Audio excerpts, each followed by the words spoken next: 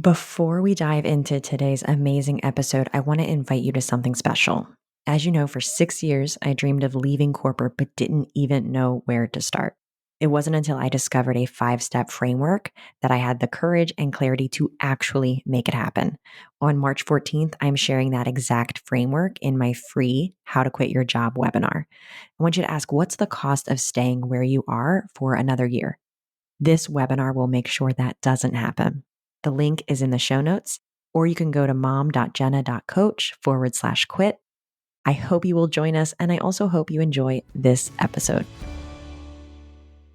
If the thought of having to market yourself makes you cringe, if your stomach tightens at the idea of promoting yourself, I see you and I can absolutely relate.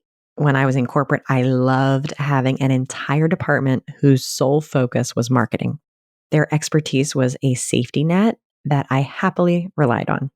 But when I started my own business, I felt completely lost in the marketing wilderness. I told myself, I'm not creative enough. I don't want to be salesy. I don't have that secret marketing formula that the real entrepreneurs have. It was a voice in my head saying I wasn't built for this marketing thing. And here's what nobody tells you when you're dreaming about leaving your corporate job. Marketing isn't just another task on your to-do list. It's the secret language that will connect your brilliant solutions with the people who need them most. It's one of the most important elements of building your business. When you learn to embrace and even love marketing, you unlock not just business growth, but the true joy of building something meaningful. And this joy is what keeps you going when things get tough. It's what ensures you stick around long enough to see real success. Yes, eventually you will hire experts to elevate your marketing game. But first, you need to become your own chief marketing officer. So today, I'm going to tell you exactly why this mindset shift isn't just important, it's non-negotiable for your success. And we're going to talk about how to make it happen in a way that feels authentic to who you are. Welcome to How to Quit Your Job, a mom's guide to creating a life and business you love. It's a podcast that helps working moms just like you optimize your time, manage your mind, and start a business that helps you create more freedom, flexibility, and yes, fun. I'm business and mindset coach Jenna Reichel, and I offer practical tips to help you ditch the 9-to-5. I've been exactly where you are, and I know what it takes to make the transition without trading one form of burnout for another. So let's get started. Hello, mom friends. Today, we are tackling something that makes many aspiring mom entrepreneurs break out in a cold sweat, right? Marketing. In episode 36, I talked about how you can build a business, a successful business without social media, but you cannot build a successful business without marketing. Marketing is the heartbeat of your business. Last week, we talked about the importance of niching down, finding your specific audience, and clarifying your offer and the solution to a problem. But I realized that before we dive into all the tactical marketing episodes I have planned, like growing your email list, creating lead magnets, all that fun stuff, we need to address the elephant in the room. Many of you are coming from corporate backgrounds where you excelled in your roles, but marketing wasn't necessarily your department. Okay. The thought of becoming your own chief marketing officer might feel overwhelming or, let's be honest, completely unappealing. But today, it's my goal to change that. By the end of this episode, you will understand why learning to love marketing isn't just nice to have, it's essential for building a business you are passionate about. You'll walk away with a completely new perspective on what marketing really is, plus actionable strategies that feel authentic to you as a mom and business owner. And listen, even if you were the chief marketing officer in your corporate role, it's a completely different beast marketing for your own business instead of someone else's. So if that's you, keep listening. Let's start by getting really honest about something. If you hate marketing, this entire process of building a business will not be enjoyable. You can't own a business without wearing a marketing and sales hat a lot of the time. Okay. Yes, you can eventually hire people to help with these roles, which we'll get into later on in the episode. But you must learn to love marketing in order to be successful. And success to me isn't just about revenue, although money is nice. Success is about you enjoying the process of building a business and you building something you are proud of and that you love. If you hate marketing, you're going to hate a significant part of building your business. But if you hate marketing, we are going to change that today. I did an episode on how to make selling easier, episode 14, where I shared how to think differently about selling. Selling and marketing are very much intertwined. So if you struggle with selling as well, definitely check that one out. But today we're focusing specifically on marketing because there's a lot of valuable marketing strategies and tactics that we'll discuss on this podcast, but you'll find yourself resistant to all of those strategies if you don't first deal with the voice in your head saying, I don't like marketing, or the voice saying, I'm not good at marketing. So, what really is marketing? Okay, marketing is not about being manipulative or pushy. At its core, marketing is simply the process of connecting solutions with the people who need them. That's it. It's being a matchmaker between problems and answers. Think about it. When you're at the playground and there's a mom that mentions she's struggling with getting her toddler to sleep and you share what worked for you, that's marketing. When you recommend your favorite restaurant to a friend, that's marketing. When you tell another mom about the amazing tutor or nanny who helped your child, that's marketing. We all market naturally in our everyday lives. Okay. We share solutions, we connect people with resources, we help others find what they need. The only difference now is that you're the one creating the solution. Okay. Your business is the solution. One of the biggest misconceptions about marketing is that it requires being salesy or pushy or inauthentic. But the most effective marketing, especially for mom entrepreneurs, is actually the opposite. Okay. It's honest, helpful, and human. Most of us don't start a business because we love marketing. So let's talk about why we don't love it.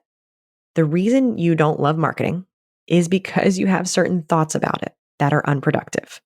And when I say you, I'm also talking to my past self, right? Because I know that this topic is important because it's something I had to overcome myself. These unproductive thoughts don't serve you because, again, if you don't love marketing, you're not going to find ways to talk about what you do in a way that attracts your people. And if you don't love it, you're not going to enjoy the heartbeat of your business.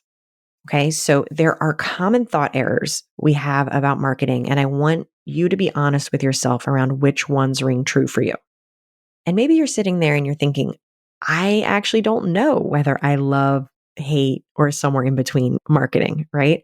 But I want you to listen to these thoughts and challenge yourself and think to yourself whether or not these have been thoughts in your mind before. Okay. The first I've mentioned a little bit, right? Marketing feels sleazy or manipulative.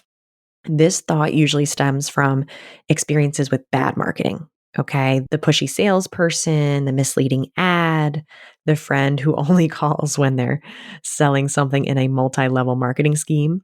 We all have those in our lives, I'm sure. But remember, those are examples of marketing done poorly. Okay. When you're offering something you genuinely believe in, something that can truly help others, marketing is more of an act of service.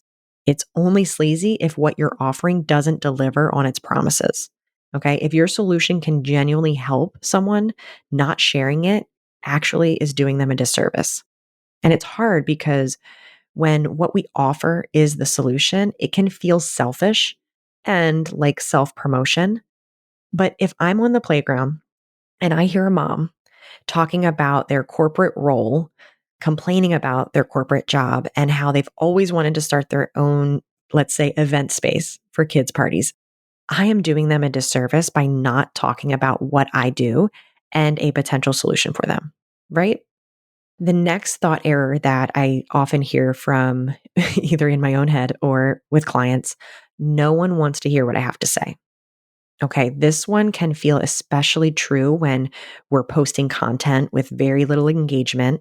This is part of the danger with social media, right? Because we can use the lack of engagement as validation for that thought. Well, I only got 5 likes on Instagram, so I guess no one wants to hear what I have to say.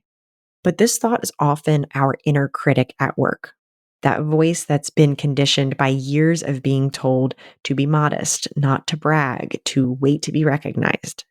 The people who need your solution are actively looking for it. They're searching Google, they're asking friends, they're joining Facebook groups, all trying to find someone like you who can help them. It's your job to figure out where they are and speak their language so they recognize you have a solution for them. That's your new job now, and that's marketing.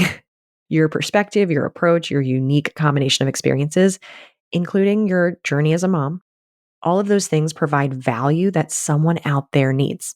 Your voice matters precisely because it's yours with all your specific experiences and insights. Another big one, I'll be judged for putting myself out there. Yes, visibility invites opinions, but for every person who might judge you, there are many more who will be inspired by you. People who will see themselves in your story, who will find hope in your journey, right?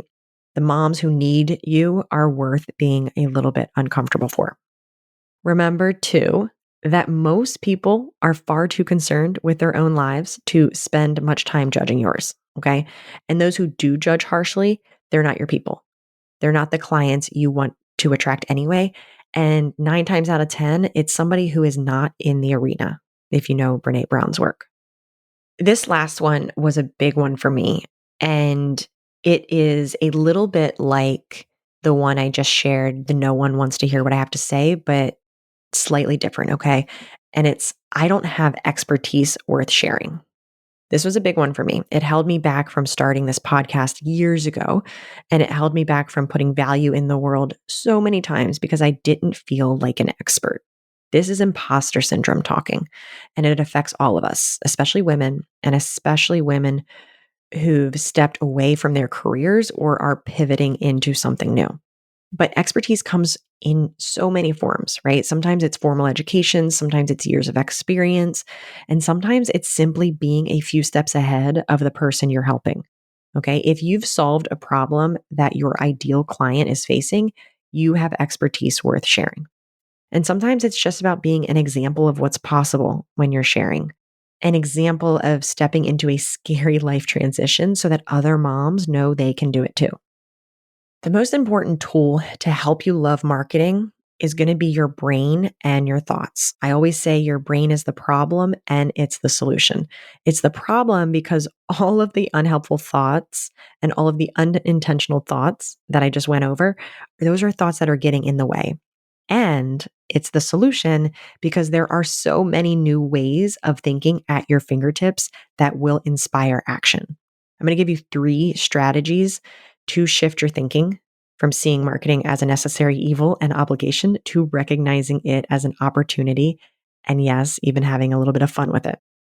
The first mindset shift is moving from I have to market to I get to market, right? Or I get to share, or I get to connect, right? This subtle change has profound effects. And I actually recommend it in all areas of life. Shifting language from this obligation, I have to do something, to I get to do something. When marketing feels like a chore, it becomes energy draining and inauthentic. But when you see it as a chance to share something valuable, it becomes energizing. Think about the last time you found an amazing product that solved a problem for you, maybe a time saving kitchen gadget or an app, right? For me, the Ember mug that is a temperature regulated mug for your coffee. Oh my gosh, changed my life. I got it in 2020, and it is something that I gift most often to clients and people in my life because there is nothing more wonderful and luxurious than having a perfectly temperatured sip of coffee every time. Okay. And this is a bit of a tangent, but for moms, I know all of you out there who drink coffee are never drinking it at the proper temperature. and maybe you're not even finishing your coffee in any given morning. And the Ember mug allows you to come back to the coffee and it still be that delicious, perfect temperature. That's a little bit of selling and marketing for you, right? And I have no affiliation to Ember as a company, but I just love the product. So again, if you think about the last time you found an amazing product, remember how excited you were to tell friends and family about it, right? That's the energy we want to bring to marketing your business. Bring my Ember mug energy to marketing your own business. The second mindset shift involves finding marketing activities that align with your personality and strengths. If you love writing, consider putting content out there in written form. If you love connecting with people, load your calendar up with networking events. Or if you love making videos, if it's easy for you and enjoyable for you to make videos, try posting them on social media, right? And making videos and content about your business. And again, I'll just mention that episode 36 talks about how you do not need social media to build a successful business. So, if social media is not your cup of tea, if you hate being on it, if you find that you're on it too much and you want to give it up, you can find other activities, marketing activities that work for you. So, I want you to take a moment, create a list of those marketing activities, even if you're just brainstorming, right? Ones that you might genuinely enjoy. Do you love deep conversations, right? One-on-one coffee meetings might be your marketing method. Are you a natural teacher? Maybe if you are, then workshops or how-to content could be your strength. Do you enjoy writing? Like I talked about earlier, maybe email newsletters or blog posts might be your path. Or, do you prefer behind the scenes work, right? Maybe SEO and Pinterest strategies might be your approach. The beauty of being your own boss is that you have permission to drop marketing tactics that don't bring you joy. You don't have to be on every platform or use every strategy. Choose the ones that feel good to you, and you'll be more consistent and authentic in your efforts, and you can always expand. So think about those marketing strategies that you can show up in authentically and truly enjoy. The third mindset shift is focusing on the joy of connection rather than the pressure of conversion. Okay. Marketing creates meaningful relationships with your ideal clients. It's not just about making sales, it's about building a community of people who share similar values and challenges. There's profound fulfillment in helping others through your marketing messages. When someone comments on your post saying, "This is exactly what I needed to hear today," that's not just a marketing win, right? That's a human connection. When a potential client reaches out because something you shared resonated deeply with them, that's the beginning of a relationship that goes beyond transactions. I've had countless marketing moments that led to profound client connections, right? Now that we know the thoughts getting in the way, and now we know kind of the reframe strategies that we have, let's make this concrete with some action steps, as always, that you can take to start transforming your relationship with marketing so that everything I talk about marketing wise from here on out is exciting and not dreadful for you. First, I want you to take a moment for reflection. What specifically makes you uncomfortable about marketing? Is it really marketing itself that you're resistant to, or is it the visibility? Is it the fear of judgment? Is it imposter syndrome? This is a crucial first question because no marketing strategy is going to work if you don't tackle why you're hiding first. Even the most brilliant marketing plan will fail if you're too afraid to implement it consistently. Be honest with yourself, okay, about what's really holding you back. Okay, next, I want to offer 3 beginner friendly marketing activities that feel less like marketing and more like natural extensions of who you are. The first is what I'll call conversation marketing. Okay, simply talking to real people about what you do. And I've talked about this on countless episodes. Okay, I've talked about networking in episode 7 and 38, right? Where I give tools to help you market in a way that feels good. These connections are a powerful way of marketing your business. Think about your elevator pitch. Even saying that phrase can probably bring you on discomfort. But if you aren't clear about what you do or who you help, something we talked about in episode 41 on niching down. The people who need you aren't going to know that you're their person. So next time someone asks you what you do, instead of saying your job title, tell them who you help and how. Okay. For example, instead of saying I'm a health coach, try I help busy moms who are exhausted all the time discover their energy again through simple nutrition changes, right? That's marketing. And that feels like connection and conversation. The next simple strategy is content that serves before it sells. Okay. Next week, we're going to be talking about creating a lead magnet, which is a really powerful tool for thinking about what your potential client needs, something that aligns with your product or service and helps you build something where people can start getting free value before paying for the additional value you provide. When we have a mindset focused on giving before getting, marketing becomes a way to serve people, not just a way to grow revenue. So think about what your ideal client is struggling with right now and create content that addresses that specific pain point. Maybe a guide, a checklist, maybe a blog post, maybe an Instagram post, right? Create something, start creating content. The third is authentic sharing. Okay. The parts of your journey that connect. Marketing is storytelling. It's showing others what's possible from your own experience or the experiences of those you've helped. Okay. You want people to be able to see themselves in your marketing and in your story because it creates inspiration.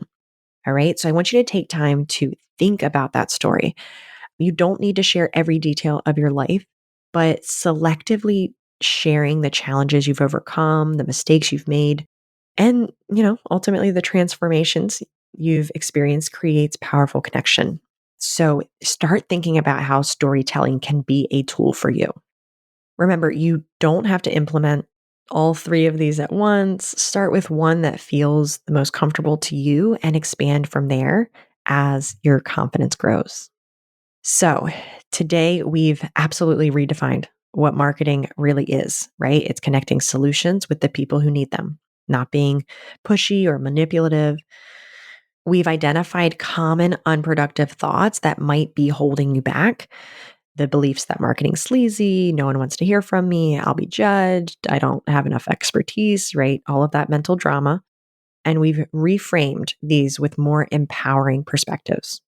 We've discussed how to shift your mindset from viewing marketing as an obligation to seeing it as an opportunity and really highlighting the importance of choosing marketing activities that align with your personality and strengths, which will ultimately bring you more joy as you build this business and life you love. Finally, do carve out some time to try and start marketing in a way that feels authentic to you. Create content that serves before it sells, have those meaningful conversations, and start building connection through storytelling. Marketing your business does not have to feel uncomfortable or inauthentic when approached with the right mindset. Have one conversation where you clearly articulate who you help and how. Create one piece of content that provides genuine value without asking for anything in return, and or share one authentic story that might help someone else feel less alone in their journey. Remember, building a business you love means embracing all aspects of entrepreneurship, including marketing.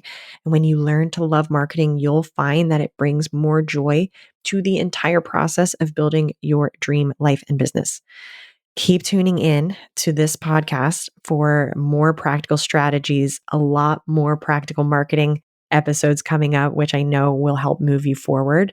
Next week, like I said, we'll be diving into creating a lead magnet, right? A powerful tool for growing your audience and serving your clients even before they become paying customers. Okay. And until then, remember the world needs your unique gifts, and marketing is simply how you ensure those gifts reach the people who need them most. You've got this, and I will see you next week. Thanks for listening to this week's episode of How to Quit Your Job, a mom's guide to creating a life and business you love. If you want to learn more about how I can help you stop making excuses and start making moves, head on over to www.jenna.coach. I'll see you next week.